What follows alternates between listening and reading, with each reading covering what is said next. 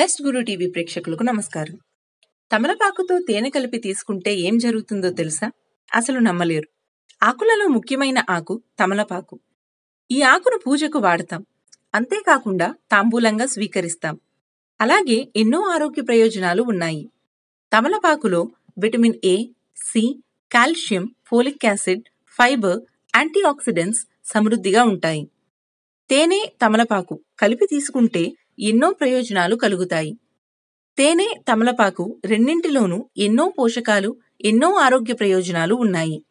అయితే రెండింటినీ కలిపి తీసుకుంటే రెట్టింపు ప్రయోజనాలను పొందవచ్చు.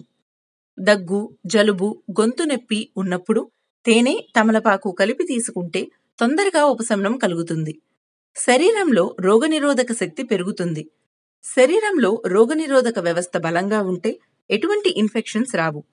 ఒక తమలపాకు మీద అర స్పూన్ తేనె వేసుకుని తినవచ్చు, లేదా తమలపాకు రసంలో తేనె కలుపుకుని తాగవచ్చు. పిల్లల్లో అజీర్ణ సమస్యలను తగ్గిస్తుంది. ప్రస్తుతం వానలు వస్తున్నాయి. ఈ సమయంలో తమలపాకు, తేనె కలిపి తీసుకుంటే మంచి ప్రయోజనం కనబడుతుంది. జీర్ణశక్తిని పెంచి మలబద్ధకం సమస్య లేకుండా చేస్తుంది.